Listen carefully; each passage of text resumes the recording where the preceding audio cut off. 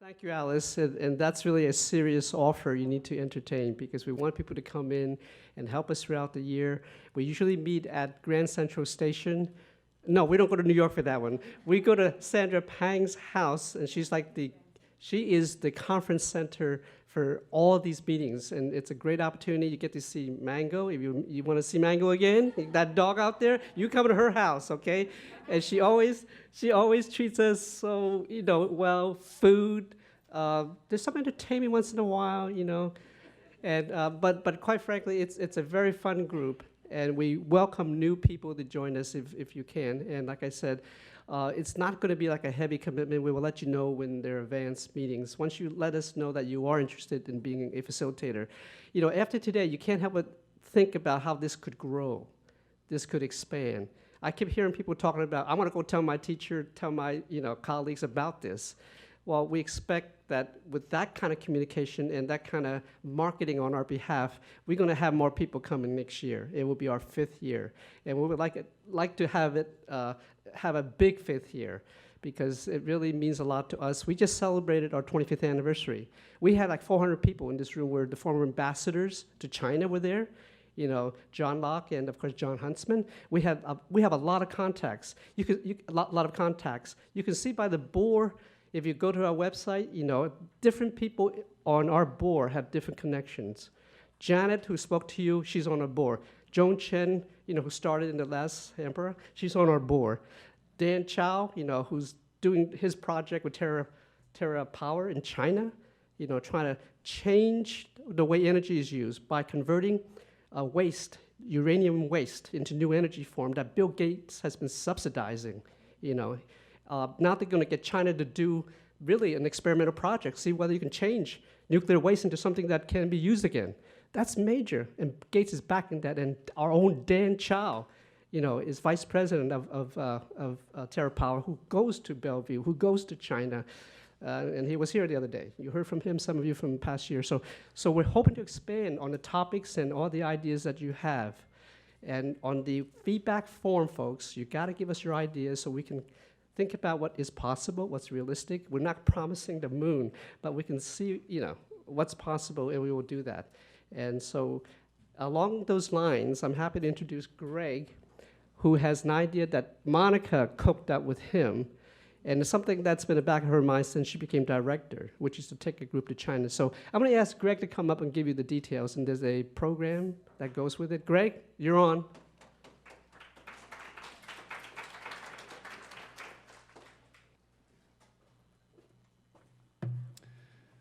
So thanks, Paul. Yeah, it's exciting to have you all here and be able to kind of formally announce the plans for a China Now study tour in the summer of 2017. I think Sandra alluded to it back yesterday morning when she made her remarks talking about Tihui Zhongguo, and experiencing China here in the classroom is one thing.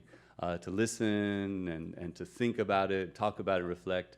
But actually being on the ground in China is a whole nother level. I can remember the first time I went to China in 2004 on a study tour type experience, and we crisscrossed China. I was in Beijing, Xi'an, Dunhuang, Chengdu, Kunming. Is it Monday or Tuesday? And next thing you know, we're in Shanghai and flying out. And of course, by then I'd again covered China and came back here, and I'm a China expert, right? So I can't wait to start talking about China and everything I know. Only problem was I was bumping into people who disagreed with me or had a different idea or a different experience, and so got me a little confused, and so I got interested to go back to China, and this time I went for a year. It's been a year in China. I had neighbors, colleagues, friends, some enemies, but different level of experience there, and I started to scratch under the surface, and ultimately I come back to the US, and I only keep going back to China and keep getting drawn back. And among the things I realize is there's no one China, and I think we hear echoes of that in some of the speakers' comments over the last 2 days, but there's many Chinas, and that's a very important thing for us to help our kids understand. And so, I mean, this is a great step one, and I mentioned in 2 days you get a mini master's on modern China, but hopefully we can continue to build on that, and not only you take it back to the classrooms, but bring some of you to China. And the hope there is we can build a team of teachers who at least initially targeting teachers who haven't been to China yet, and take them and have a unique experience. Where am I on the slides? Do you want to forward for me? So here's kind of a basic outline of what we're looking at. It will be June, likely middle to end of June. Yes, it'll be hot, and if we could get to Kunming, it would be cooler, but we kind of have a tentative route set out that looks like major airports.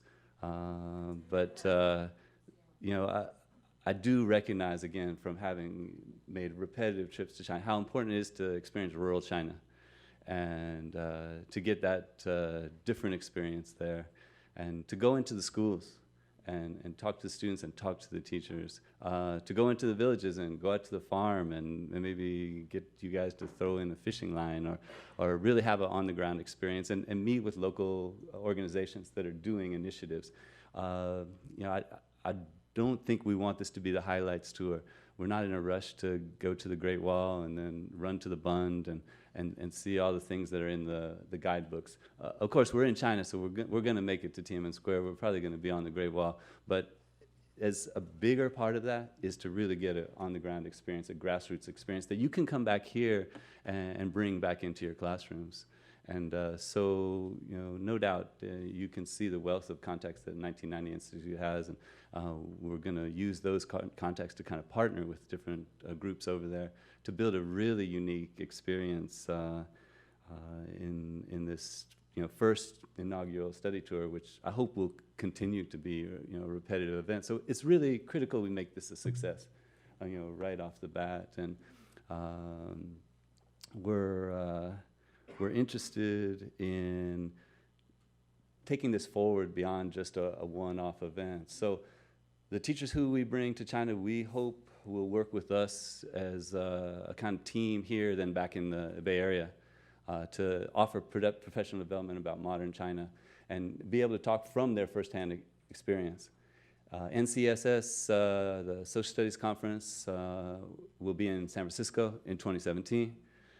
So we're targeting that as a way to feature you all who are part of this tour and give you opportunity in front of many of your colleagues from all over the country to talk about what you experienced and what the trip was and how you utilized that and turn that into your classroom. And even leading up to the trip, we envision doing a lot of team building and going to events and talking about what we're doing in China and what we could be doing, what we're doing in the classroom about China and what we can do going forward. Monica, did I lose all my slides?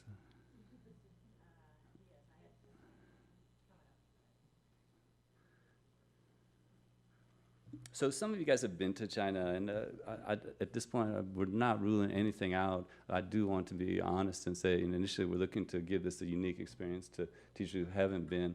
Those of you guys who have been to China, can maybe help us build this trip and what works and what doesn't. I've talked to a few teachers who have some China experience, and already that's starting to color my opinion about what we'll do going forward.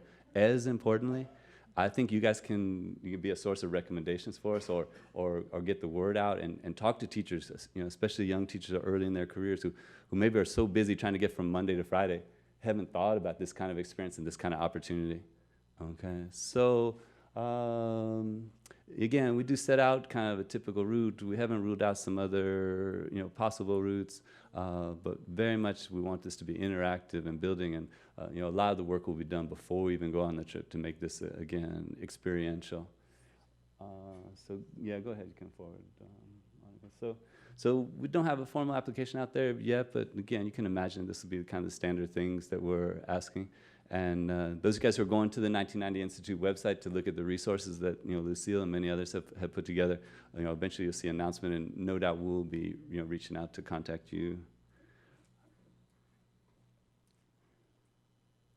So I met my wife in China, but in order to get that story, you have to go on the trip. I actually leave tonight on red eye to DC. My wife's a professor at Georgetown University, and so we're bi-coastal, and so that makes things interesting. But I'll give you a little hint into the story. My wife was at Beida, Peking University, studying philosophy, and she also worked for the university as a tour guide, honing her English, which now she uses in her lectures at Georgetown. And I was one of her, on one of her tours. I never knew it would last this long. So again, you get a little sense of who's behind this program. If you've got specific questions, I mean, especially those of you guys who were in my breakout, you have my email, but others of you, you can get it through 1990, and we're happy to fill in the details as we go along. Again, this is just meant to be an initial announcement. We're really excited about this, and needless to say, I take this personally. This is a really important opportunity, and I think through 10 teachers, exponentially we'll be able to affect many other teachers building this team through the Bay Area, and then so many more students. So just on my end, I'll say I appreciate all you guys' efforts today and yesterday, and appreciate all the work you'll be doing going forward. And again, kudos to 1990 for giving us these opportunities. Thank you.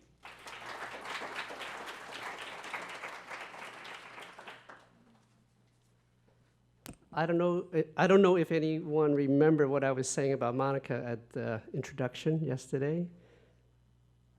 I'm sure you will remember if you go back and think about what was said. And I'm just going to add to it.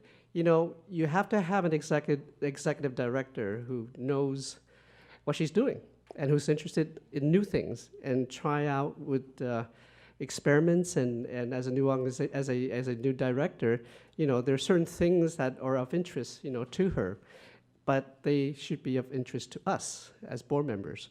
And so I'm happy to have her come up and talk about things that are upcoming, that she's planning, for the 1990 Institute. And I use Greg as an example. That was one thing that we had talked about, and it takes somebody to do the follow-up. All the board members are volunteers.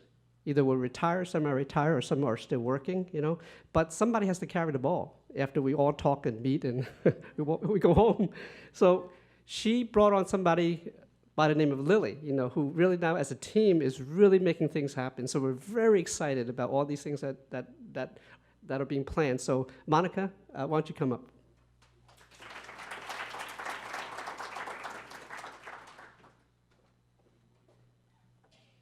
Thanks, Paul. I'm really excited about this study tour for teachers. I think it's really important to plant a seed for lifelong curiosity and interest in China. And we'll be excited to share the final details for you soon. So I'd love to take a quick poll. How many of you have traveled to China? Okay. And how many not? Raise your hands high. Great, great. And how many of your schools actually take students to China? Okay. And then raise your hands high if they do not. Okay, thank you. That's great information to have because we are working on a future youth summit idea for students as well. But you're going to have to probably wait another year. So let's see, where am I? Oop. So in addition to the lesson plan contest, which I hope you all are working on for the end of September deadline, we have another program that we started 2 years ago called the Youth Voices on China. And it's a national video contest. And did any of you participate in it last year? All right, we had a few, and Lisa Ernst won some money, I think. 2 years in a row. And last year's topic was Videogram to the White House. The students had to submit a 2 to 3 minute video to President Obama or a future president on urging them to build a more positive relationship with China, and they also had to submit a cultural exchange idea with youth. So we have some of those finalists. They've also submitted their video contest to the White House contest, and we hope that we have a chance to eventually do a screening at the White House for that cohort, or perhaps the upcoming year's cohort. So it is a $30,000 contest. I hope some of you know who Joan Cheng is, who is also on our board, and she spearheads our jury and has helped shape the concept. This year, our theme is Discover Your China, and we really want to encourage the students to think about why they want to travel to China, what's in it for them. We want them to share their personal story as to why, not just think about, going to Beijing or seeing the Great Wall, but, think about their personal interests and how can they connect with youth and explore their interest in China. Get them to think about uncommon China. So teachers win alongside their students. So I just want to let you know that. And it's a fantastic leadership project for your students. It helps them share their voice, not just among their friends, but this is national and international. We also have built into the contest an opportunity for the students to campaign for public votes. And, and it's been life-changing for many of the students because, number one, they really have to campaign hard. Friends, their parents get behind them, the family gets behind them, the school gets behind them, and their parents' international work and alumni networks have gotten behind them. We've had their videos viewed in many countries. So that's a total transformation, I think, for many of the students. Number two, we also provide a big red carpet experience for the finalists. They get their video screened at CAMFest, the largest Asian American festival in the United States. It takes place here in Japantown in March. And we do roll out the step and repeat, and there's media, presentations, and panels, and it's a really fun experience. So we hope that you will work with your students and either assign it for homework or extra credit this coming year. And we may experiment with bringing, how many of you have overseas Chinese students at your school that you teach? So we will probably experiment with rolling out a separate category for them, topic to be determined, but it's related.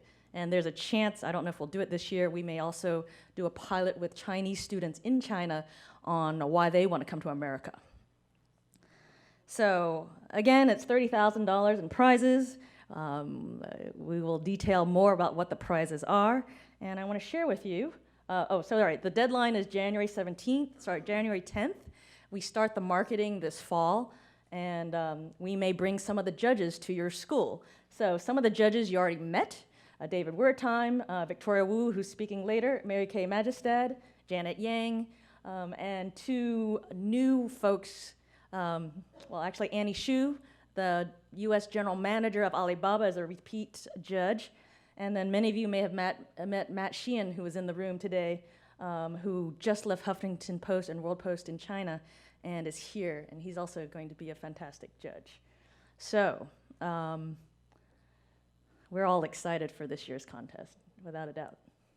So, what else do we do? So the 1990 Institute also offers programs for the general public, and we love to do cultural things. And one of the, how many of you heard about the Chinese opening up their doors to the 20,000 plus Jews who fled the Holocaust, and they took up residence in Shanghai? Okay, great. So we're working on a date to screen this film. It will be likely in San Francisco. The president of the Academy developed this film, and we hope to screen it shortly. Also, end of September, we have a large group of 90 plus folks going to San Francisco Opera. Many of you have heard the story of the stone, correct? The great Chinese classic, kind of the Romeo and Juliet, essentially, story for China. We are going to be offering special tickets for teachers. So it's a Western opera, so it's not Beijing opera. Many of you may have heard of David Henry Hwang and Stan Lai, the playwright who is one of the most famous Asian playwrights today. I'd love to see how many people are familiar with the story of the stone. I would say, right, but the story, the Dream of the Red Chamber is based on it. How many have heard of Dream of the Red Chamber coming? Okay, great.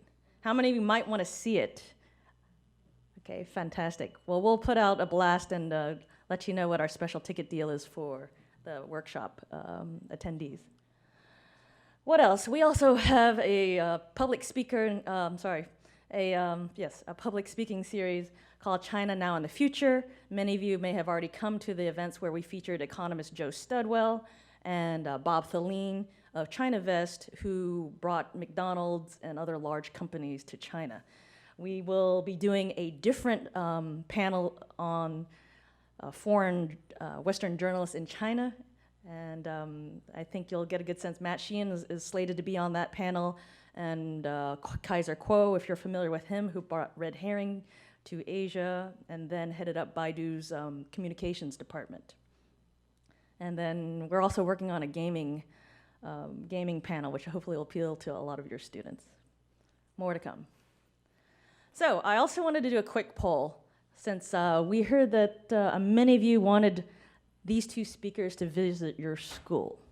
And I saw some of the signups already. So I would love to see a raise of hands if you'd like Jessica Beinecke to come to your school. All right, fantastic. We're already talking to her about it. Number two, and Wei Tai, our former chairman. Okay, great. We're gonna work on something for you all to make it easy, and it'll be really fun. Okay, so moving on, we're already thinking ahead, even though Lily, Sandra, and many of us have very little sleep, and we've had very little sleep over the last few days. But the current working theme is China's Social Kaleidoscope. And this year we did this workshop end of July, which was earlier than we had ever done it. Usually it's the first week of August. And I'm hoping that part of the great attendance was due to better timing. So I would just love a quick show of hands. Who prefers kind of the last week of July?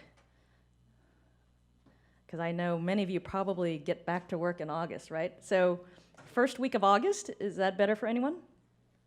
Okay, so it looks like definitely last week of July. So Lucille, we're going to talk to the San Mateo County Office of Education about that date. So, give you a preview of some of the topics, but again, we would love your input.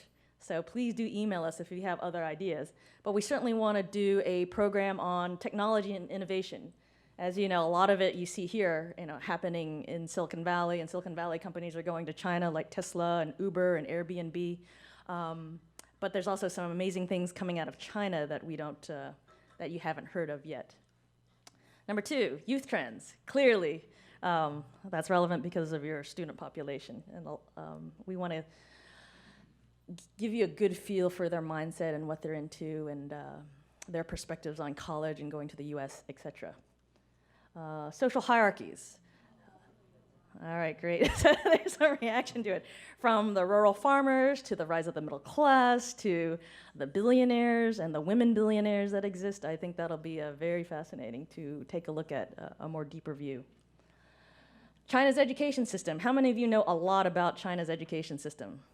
Okay, a few. But we want to bring in an expert who can catch up with you on some of their current trends. They've already been experimenting with the flipped classroom, but many of them feel that the schools that we visited a few weeks ago, they felt that they mastered teaching English and they mastered teaching math. But they really want to understand how to teach science, and they're very keenly interested in art and media technologies. And as you know, they were surprised when I actually told some anecdotal experiences of how we introduce global careers to students. And they were, their perspective is that they need to do more multidisciplinary teaching, and they don't yet. And they want to learn from us.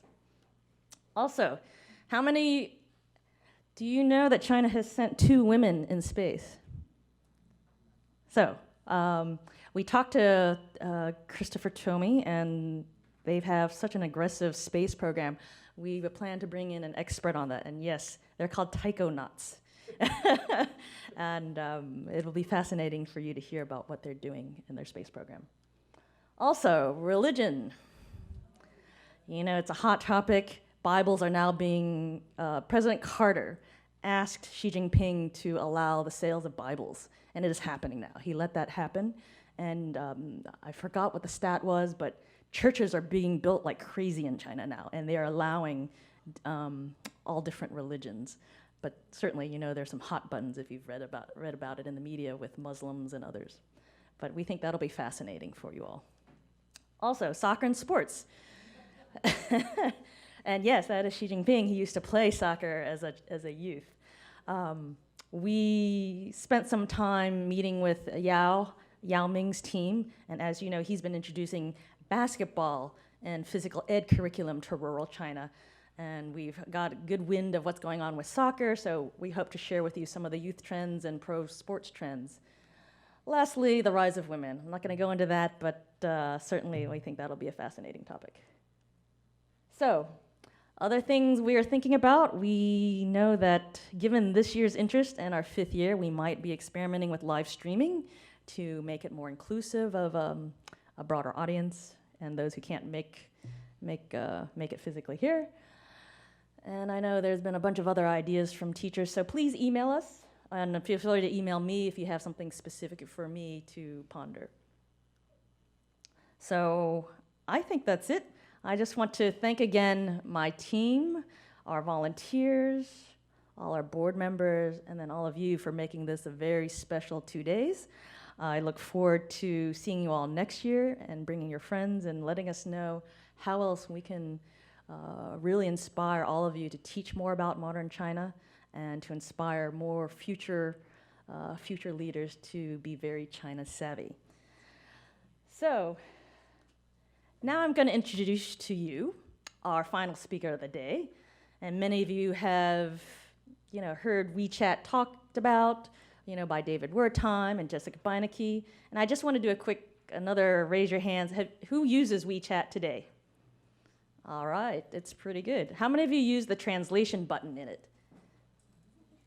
Because, for example, my Chinese reading is not fantastic, but I can hit the translate button and get a feel for what the conversation is going on with our microfinance borrowers, the farmers in rural China, who we met on this last trip.